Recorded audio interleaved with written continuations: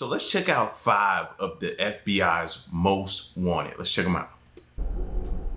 The FBI's most wanted list was created in March of 1950, and to this day it contains fugitives who are wanted for serious crimes, but who decided to flee from the long arm of the law. Many of the criminals on this list are considered to be very dangerous, and they will not be removed until they're eventually captured. Number 5. Most people will tell you that it's harder than ever to make money these days, as unemployment numbers are very high and inflation keeps rising, forcing many people to work multiple jobs to make a decent living wage. Because of this, many people decide to use their money to trade on the stock market. But not everyone has that kind of expertise, so they invest in trading firms that employ experts in this field. This isn't a sure way to make more money, as there are many risks involved. But most people would consider this to be a wise way to invest money, since there's a good chance that they will see a good return on their investment. But as is the case with most industries, there are always people who look for loopholes in the system, or for people who they can exploit for their own financial gain. And when this happens, the impact on their victims can be devastating. The problem with this kind of scam is that it's incredibly hard to spot, since all of the paperwork looks completely legit.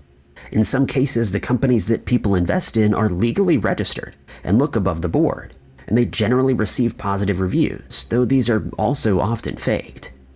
These cases usually end the same way, with the company's owner lining their pockets with their investors' money, before eventually being found out, confronted, and spending time in prison, while their victims scramble to put their lives back together. This seems to be the case with a company called QYU, which was owned and operated by Darren Anthony Robinson, a United States citizen who ran the company out of Panama as well as the Cayman Islands, and who's now been added to the FBI most wanted list of fugitives that are still on the loose. Robinson has been indicted on as many as 11 counts of wire fraud and another count of money laundering, after it was discovered that the company was actually a clever front for a Ponzi scheme that he was running. The announcement of Robinson's wanted status was made in January of 2024 by attorney Don Eisen, as well as the special agent in charge of the Detroit Field Division of the FBI, Agent Gibson, and Agent Miller from Detroit's IRS field office, specifically the Criminal Investigation Division. Robinson was taken into custody regarding this same case in the past, and he was forced to wear a GPS tether after being released on bond, so that his movements could be tracked since he was considered to be a flight risk. But it was soon discovered that he'd unlawfully removed the tether and decided to go on the run, further strengthening the FBI's case against him and securing his place on their most wanted list. Investors were lured to place their confidence in Robinson and his company by promises of wealth that he made, in one instance telling would-be investors that if they were to trust him with $100,000 of their money in 2014, they would be multimillionaires by the year 2021, since they would then have seen their investment grow to $2 million. Jeez. And I used to get mad at people when they tell me they did something like that. I look at them like they're stupid.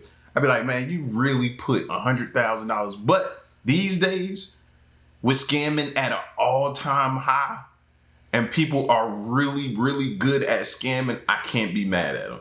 I just can't, man. Scamming it's easier nowadays for you to assume that everybody you come in contact that's trying to either get you to invest in something, think of them as a scammer.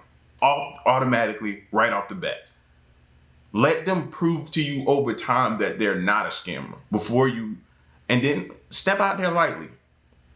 Don't go full board. Don't do 100, 200. Do a little bit at a time. It's easier to say you're a scammer, you're a scammer, you're a scammer than to assume they're not a scammer. I'm telling you these days, man, it's probably about 1 out of 5 people trying to give you something as a scammer.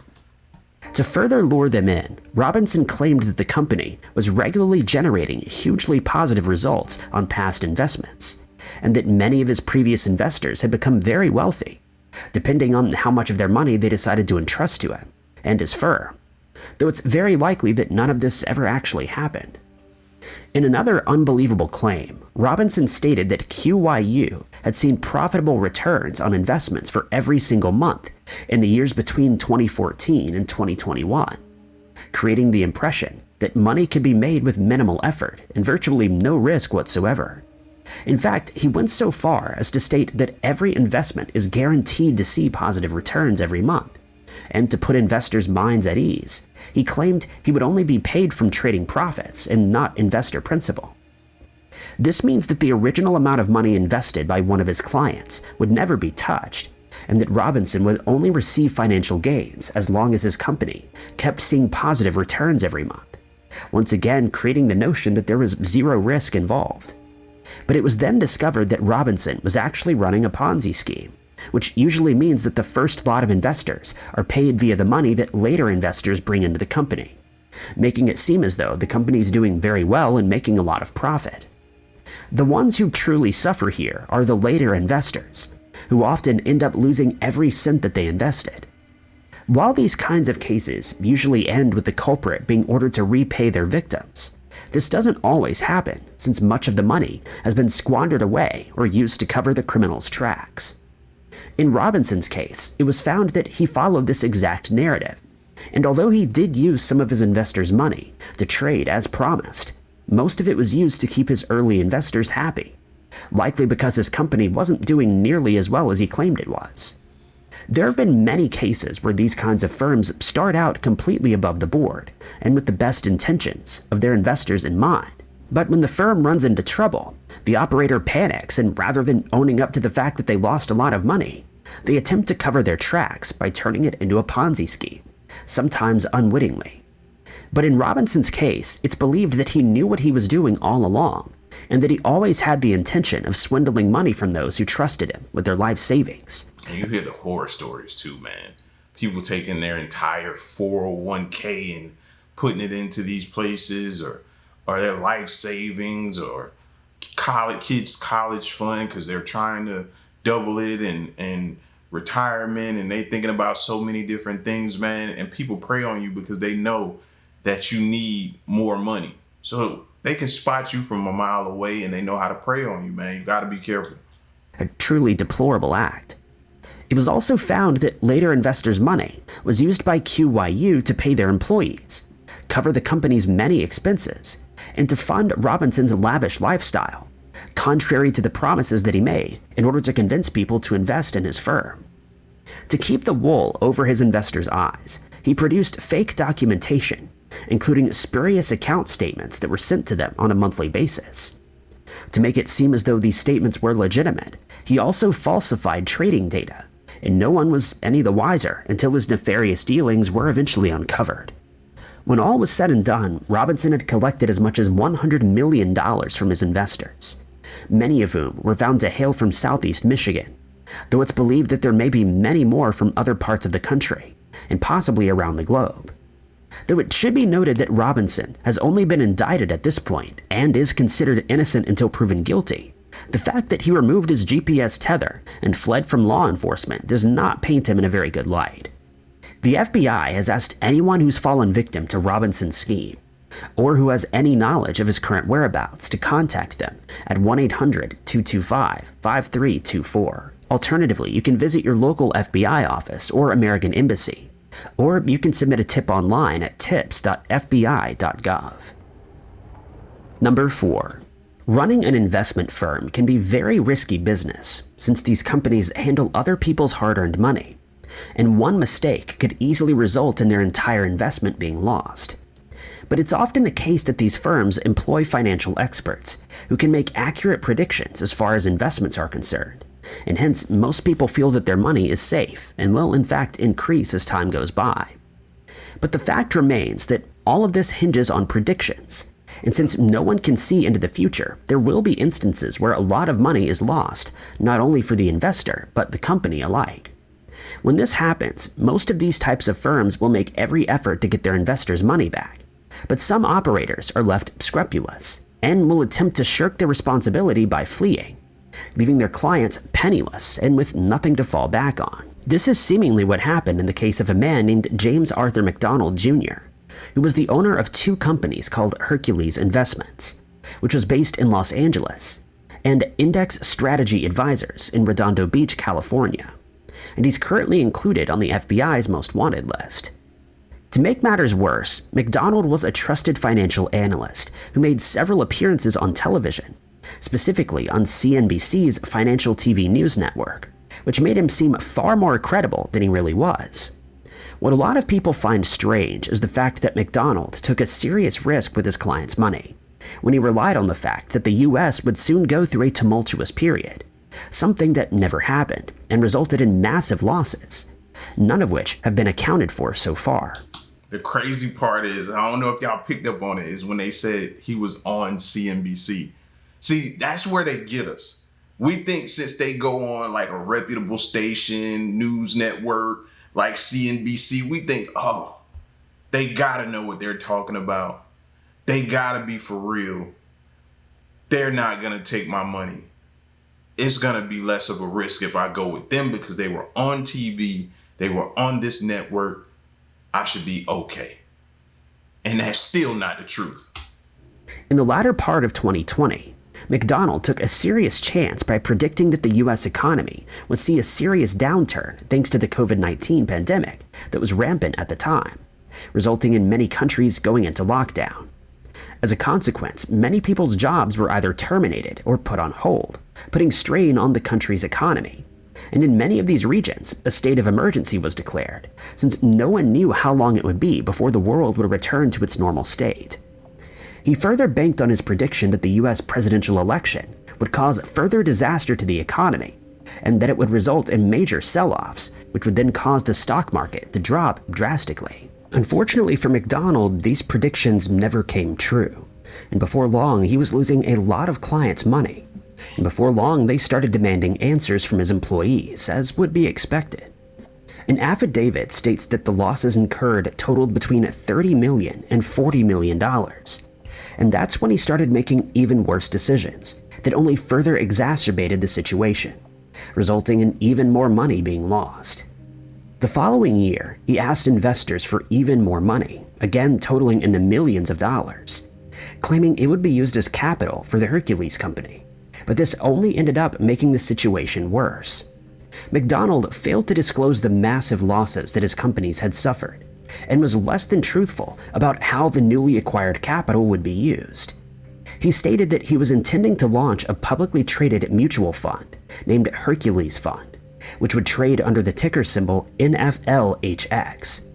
But since the losses that the Hercules company had suffered could potentially have resulted in many lawsuits being filed, and hence may have put the mutual fund at risk since these lawsuits would have to be disclosed publicly, he decided to keep quiet about it rather than attempt to right the mistakes that he had made. Nonetheless, he managed to raise a total of $675,000 from his clients by March of 2021, and quite unbelievably, he didn't use this money to mitigate the losses that they had suffered, but continued to make many more terrible decisions that made it clear that, by this point, he was no longer concerned about his clients, but started focusing on his own well-being instead.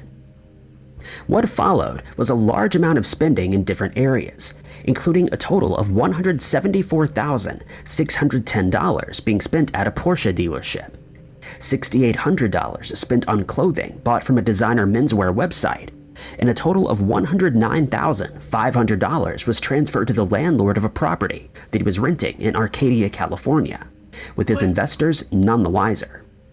As for McDonald's other company, Index Strategy Advisors, he continued to imply that it was a registered investment advisor firm, but the truth was that he'd withdrawn the company's registered status back in May of 2019. To keep this under wraps, he started creating falsified financial statements that were then sent to his clients. When one of these clients contacted him and informed him that he was in the process of making a down payment on a new home, and hence needed the $351,000 that he'd invested back, he was informed by McDonald that most of his money had been lost, and he would likely never see those funds again. When all of this started to come to light, he was subpoenaed by the United States Securities and Exchange Commission to deliver testimony as to what had happened, but he failed to honor this appointment, raising even more alarm bells.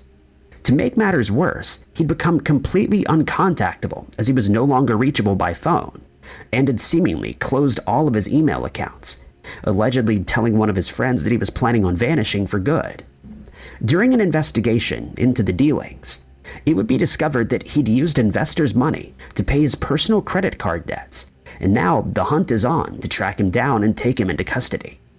But this is easier said than done, as the FBI has no idea where McDonald could be, since it's believed that he'd gone into hiding after fleeing. If he is eventually found, he'll face up to 20 years behind bars for his deception, since he's been charged with violating federal securities law, and will likely be ordered to repay much, if not all, of the money that he squandered. But how is he gonna do that? That's the part that gets me. Like, well, I don't know, man. I feel like these people should be like, you realize they're out of this money. They believe this person conned them, this person scammed them. Like, as much as we pay taxes, why can't we take like some tax money and get these people made whole again? Why? What's the problem? You take our tax money and do everything else with. Why not step in and do like you do with some of these banks and bail these people out? They had no clue that this guy was scamming them out of their hard-earned money. It'd be different if they knew. Like, no, that makes no sense. It should be something that can be done so these people can get their money back. The websites for both the Hercules Investments and Index Strategy Advisors have since been taken down, and a CNBC spokesman stated that McDonald would no longer be asked to appear on the channel as a financial advisor. If you know where McDonald may be hiding out or have any further information on this case, you're asked to contact the FBI's Los Angeles field office at 310-477-6565. Number 3. Viktor Vekselberg, a Ukrainian-Russian businessman who made his initial fortune by selling pieces of worn-out copper cable, is one of many Russian oligarchs who have sanctions placed against them following the invasion of Ukraine by Russian forces. The sanctions, which were announced in 2018, state that it's illegal for Vekselberg to operate in conjunction with U.S. financial businesses or within U.S. markets. But it's since been found out that he's ignored these laws with the aid of 2 men, one of which is still listed on the FBI's most wanted fugitives list. The other, a 52-year-old British man named Richard Masters, has been taken into custody and charged with the facilitation of a sanctions evasion and money laundering scheme that involved Vekselberg's luxury yacht, a 225-foot vessel named Tango, which is valued at $90 million. Masters was arrested in Madrid, Spain, after the FBI teamed up with Homeland Security, and it was hoped that once this was done, he would be extradited to face the consequences of his actions. It was discovered that Masters was the owner of a trading company in Majorca, and that he performed maintenance services on yachts as well as other seafaring vessels, including one owned by Vekselberg, which is in direct violation of the sanctions that have been placed against him. The other man involved in the case, and who is also on the FBI's most wanted list, is 51-year-old Vlad Osipov, a Russian-Swiss national who worked together with Masters in facilitating the operation of the luxury yacht by using U.S. companies as well as the United States financial system. They also did their utmost to hide the fact that the vessels belonged to Vekselberg, who is Osipov's employer since he's the property manager of the yacht. It was found that he went to extraordinary lengths to deceive the U.S. government, and hence he's being sought on multiple charges. Though he didn't hide the fact that Vekselberg designed the luxury yacht, he went to serious trouble to make it seem as though the vessel was only being used by Vekselberg for personal use, and that he was receiving no financial gain from it, which simply wasn't the case. One would imagine that Masters may have been unaware of the fact that the yacht belonged to Vekselberg, or that sanctions had been brought against him, but it's since been found that he took over management of the vessel right after the sanctions were announced. Furthermore, it's been found that he was fully aware of the sanctions, and that he then conspired with several other people to dodge them. First, he created a fake name for the yacht, changing it from Tango to the Fanta. This meant that any money paid to Vekselberg for the use of the yacht seemed to be related to the Fanta instead, and once the deception was discovered, it was found that hundreds of thousands of dollars had been paid in U.S. currency for the use of the Tango. Had it been known that the vessel in question was actually the Tango, These payments would have never been authorized, since it would have been apparent that the yacht belonged to Vekselberg. Right. Since their payments were never disclosed to the Department of Treasury, it's considered fraud, and the penalty for these actions could be very severe. As for Osipov, he was found to have created an ownership structure of several shell companies in order to hide the fact that the yacht belonged to his employer. But the deception didn't end there, since Vekselberg still needed to make money by renting the yacht out, and hence they had to devise yet another plan. Like, if these dudes use half of that brain power on something good, like, just imagine where they'd be. Because I hear them talk about, they use different shell companies, how they formulated this, they did that. And I'm just saying, like, how did they even think to even do that? Which lets you know how smart they are. If they just misguided, that's all. Golly, man, like to be able to create shell companies, hide money, just the lengths that they go to scam and defraud and just fraud, like, it's crazy.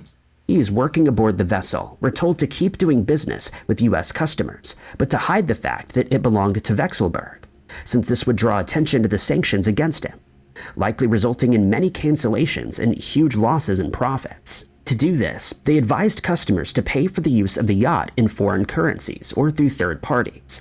But it would then come to light that US-based companies were not only renting the yacht without knowledge of the sanctions, but that some had supplied many of the features that could be found on board.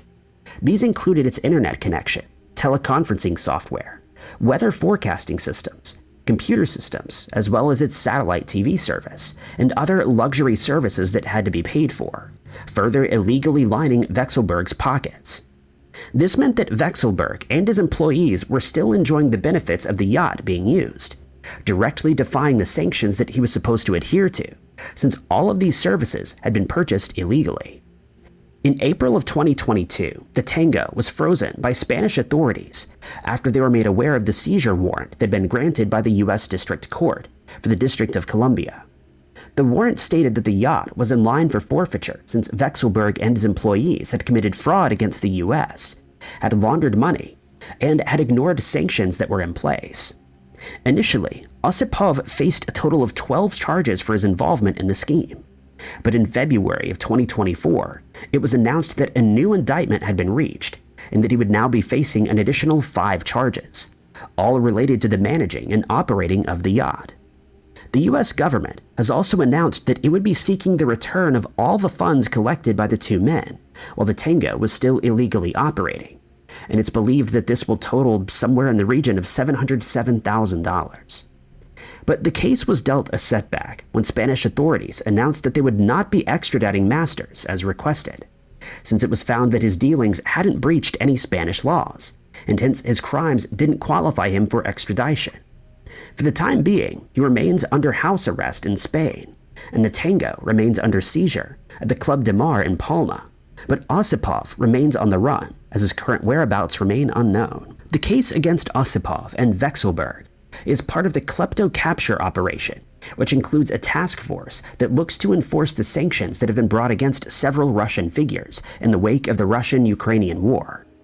In a bid to find Osipov as quickly as possible, the FBI has asked for the public's assistance in solving the case, and a $1 million reward is on offer for any information leading to his current whereabouts and his eventual capture, though it isn't known where he may be hiding out at present.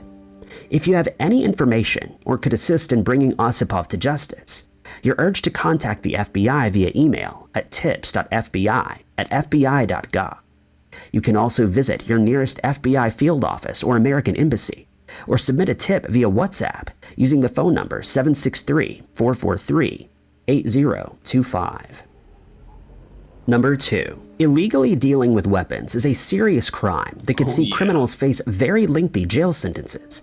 But since it's an extremely lucrative trade, they're often prepared to take the chance of being captured, since they could stand to make huge profits if they manage to stay hidden from the law. This is seemingly what two men who are wanted by the FBI had in mind when they devised a scheme to illegally obtain and smuggle firearms from Cleveland to Lebanon between May of 2011 and September of 2014. The two men in question are 51-year-old Nakli Nader from Cleveland who also goes by the alias of Mike, and 40. I mean, the government can try. They could try. They could try until they're blue in the face, but I don't think they'll ever slow down this type of stuff from happening. Guns illegally being run, I don't think they'll ever slow it down, man. People are never going to stop that. You can try to put a dent in it. You can try to get as much of it, but as much as you take it off the street, it's 10 times of that still being, you know what I mean, smuggled in the background. That's just like prisons. Think about prisons and stuff like that. They try their hardest to try to keep contraband out the prison. But have you seen them when they go in there and they do those raids in the prisons and come back and they lay that stuff on those tables? Each time it seems like it's more and more. And they like, man, we just raided them a month ago. Same way with this stuff. 7-year-old George Ageltouni, who lived in North Olmsted before he became a fugitive. The pair had a third accomplice, 48-year-old Jean Issa, who lived in Lebanon. But he's since been taken into custody after a red notice was issued by Interpol seeking his arrest. The three men were involved in a number of illegal activities, some of which included just Ageltouni and Issa, another that was undertaken by Ageltouni on his own, and another that pertained solely to Nader. While it's believed that Nader and Ageltouni never worked together on any of their schemes, it's thought that they knew of each other's illegal activities, since they are acquaintances and they're currently hiding out somewhere in Lebanon.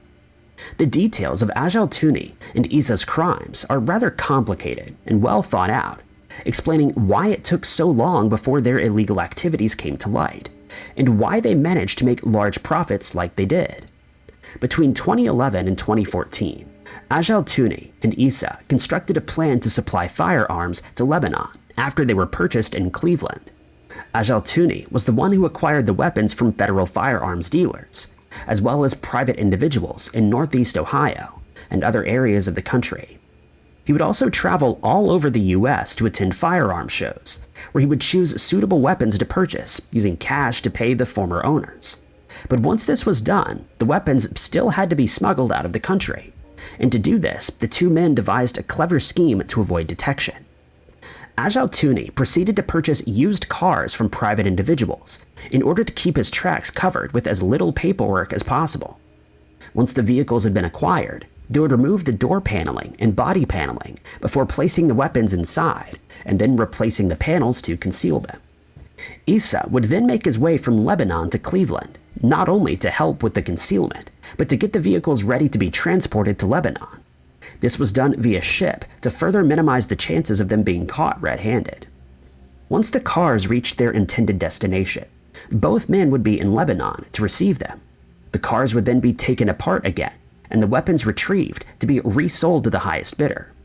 Both men made multiple trips between Cleveland and Beirut to ensure that the cargo arrived in time, and to the correct buyer, before they would start the whole operation over again, resulting in a lot of money lining their pockets. But this isn't the only charge that Ageltouni faces. He's also been charged with naturalization law after it was discovered that he'd illegally obtained naturalization and U.S. citizenship in 2009, despite not being eligible.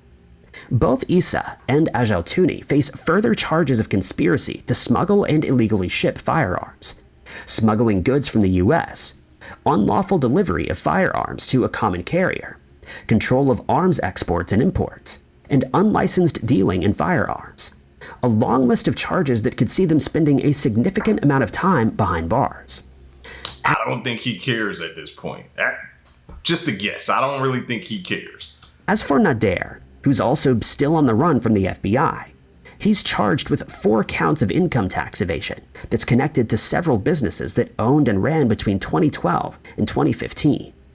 3 of those businesses are profitable liquor stores, all of which were registered in his name. But during this specific period, Nader withheld crucial information from his tax preparer, specifically dealing with extra money that he was making, debt forgiveness, and the fact that he used some of this money to pay for his own personal expenses. During this time, he withdrew money from his business bank accounts to pay his rent, make payments toward his vehicles, make mortgage payments. And while these seem like very important things to cover, there were also more frivolous purchases. Don't he look like Jeffrey Epstein a little bit? Anybody else was thinking that, or was it just me? Just me? Okay, my bad. Kind of look like him though. These included paying for his parking, using the money to pay for dinners in expensive restaurants, paying his alimony, buying expensive items of clothing, and purchasing extravagant pieces of jewelry, to name but a few of the transactions. Surprisingly, Nader agreed to an interview with the media outlet after it came to light that he was being sought by the FBI, and he stated that the allegations against him were completely false, since he's innocent. He added that his crimes were being mixed up with the crimes that Issa and Ajaltuni had committed, and that the FBI's insistence that he's guilty is nothing more than character assassination, though he's failed to provide any proof as to why this would be the case. He alleges that the charges against him stem from his political views and from a conversation that he had with a lobbyist back in 2011 in Beverly Hills. During one conversation while they were having coffee, Nader made mention of a certain organization that was contrary to the lobbyist's beliefs. Soon after that encounter, he was pulled over by police officers and given a ticket, and since then, he's believed that he's been on some kind of government watch list, and that the charges against him have been fabricated to remove him from society. He believes that the lobbyist who he met with became offended at his political views, and that they had something to do with him being placed on the FBI's most wanted list, though once again he's failed to provide any proof for these statements. While Nader and Ajaltuni aren't wanted for the same crimes, it's believed that they could be hiding out together, or at the very least, that each of the men knows where the other is, and if one of them is caught, it's thought that they might reveal the other's location, and they can then finally be taken into custody and serve whatever jail time they're given. If you have any information that could lead to either Nader or Ajaltuni's arrest, you're asked to contact the FBI tip line at 1-800-225-5324. You're free to remain anonymous if you choose to do so. Number 1. That always gets me. You're free to remain anonymous if you choose to. Well, I always feel like my name will get out. If I was to turn somebody in, if I was to know the whereabouts of one of those guys that were on the FBI's most wanted list, and I told them, well, I feel like my information to get out, my whole family would be in danger. Like, come on, they don't have the best record at keeping people safe. Just saying. It seems that wherever we go today, we need to be on the lookout for fraudsters and scammers who do their level best to steal money that they haven't earned, either by promising certain goods and services or by promising a huge return on investments. Yep. The problem with these kinds of criminals is that they're very hard to spot, since they're usually very gifted at convincing their victims that everything they do is completely legal and above the board. They usually got a gift of gab. They usually can just talk you. Man, they can talk you right out of the sneakers you wearing on your feet. They good. Once their deception comes to light, it's too late and their victim is left to deal with the fallout. These scams aren't always carried out face-to-face, but could take all kinds of forms, including email, text, via online selling platforms, or through spurious advertising campaigns that look too good to be true and turn out to be exactly that. We all know someone who's fallen victim to one of these scams, and in most cases, the financial damage done isn't too bad. But there are some cases that go to the extreme, as is evidenced by the illegal dealings that were performed by a 36-year-old man named Ismail Shalash.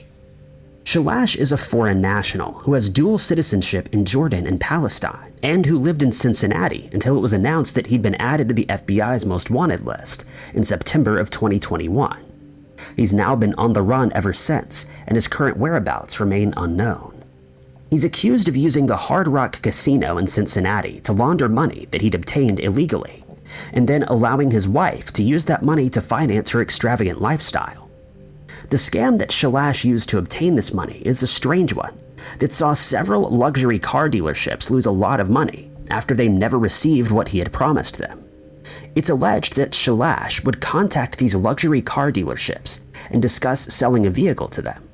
Once an agreement had been reached, the dealership would pay for the car and await delivery. But Shalash would never arrive and would then become uncontactable, vanishing with the money as quickly as he could.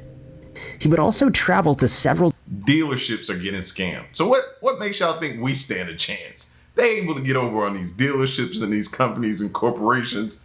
What makes y'all think we stand a chance? We don't. Different states while carrying out his nefarious plans to ensure that it would be much harder for the scams to be connected to him. Once he'd received the money and fled, he would then launder the money through the Hard Rock Casino to cover his tracks. When it became obvious that he was responsible for these scams, authorities took a closer look at his bank accounts and were surprised to find a pattern. As soon as the money had been transferred from a dealership to his account, he would almost immediately start making unusually large withdrawals. This money was then transferred to the casino, and he would later retrieve it in the form of credits. It's believed that he attempted to scam at least 8 people in 5 different states, and if he'd been successful, they would have lost a total of $3.48 million. As for the victims that he did manage to defraud, there were a total of 5 in 4 different states, and they lost a combined $1.77 million.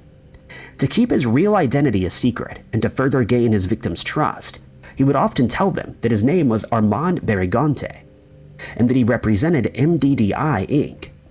When the Hard Rock Casino's financial reports were checked, it was found that Shalash had deposited as much as $464,700 and cashed out a total of $789,500 between the 24th of May, 2021 and the 24th of August that same year. He also deposited an undisclosed amount of money to be used at the casino in the future, but this total has not been made public.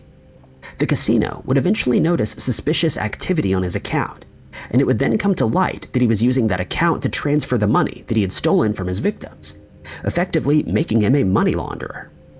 As soon as all of this illegal activity was discovered, a federal arrest warrant was issued for Shalash's arrest in September of 2021. But by this time, he and his wife, Abir Mulawa, who hailed from Houston, Texas, and whom he'd married just a short time prior, had fled to Morocco to evade capture. It was later discovered that Shalash and Mulawa had gotten to know each other via Facebook, and after she flew to Cincinnati to meet him in person, they decided to get married right away.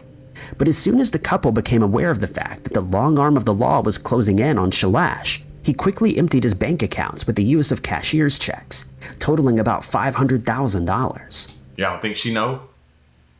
Yeah, she know. I mean, that's not always the case. Some women are innocent, but for the most part, most women be knowing. They be knowing. Following this, his new wife opened a safety deposit box at a PNC bank in Houston, and it's been suggested that she did so in order to hide the large amounts of money that her husband had stolen from And there you have it. his unsuspecting victims. The FBI then got word that Mulawa had been making plans to return to the US so that she could salvage the money that had been left at the bank. This information proved to be correct, and it was later found out that after she'd arrived in Houston in November, she went on an extravagant shopping spree that included buying mostly expensive clothing that she planned to take back to Morocco with her. Shortly after her arrival, a search warrant was granted, and the safety deposit box was found to still contain about $300,000. As she was about to get back on a plane to Morocco, she was confronted by investigators, but she denied their allegations. But while she was on a phone call, agents were able to see her phone screen and noticed she was talking to a contact named Ish, likely short for Ishmael, her new husband. They were also able to catch some of the conversation and realized that she was talking about money and Morocco. She also told the person she was talking to that she should have never married them. She was then formally interviewed by FBI agents in hopes that they would be able to glean further information from her. But she stated that she and Shalash were no longer married, and that she had no idea where he had relocated to after they left the United States. She added that she'd not spoken to him for 2 months, and had no intention of contacting him again. She was then placed under arrest and charged with conspiracy to defraud the U.S. He probably scammed her. He probably did, man. I mean, a scammer is a scammer. They gonna scam anybody, so. Making false statements and laundering of money instruments. Though it's almost certain that Mulawa does know where Shalash is hiding out, she'll likely never reveal his whereabouts, and the FBI has released details of the crime in case a member of the public is able to assist in tracking him down. Shalash is described as having brown eyes, standing 6 feet tall, and weighing around 215 pounds. If you have any useful information on this case, you're urged to contact your nearest FBI field office or American embassy.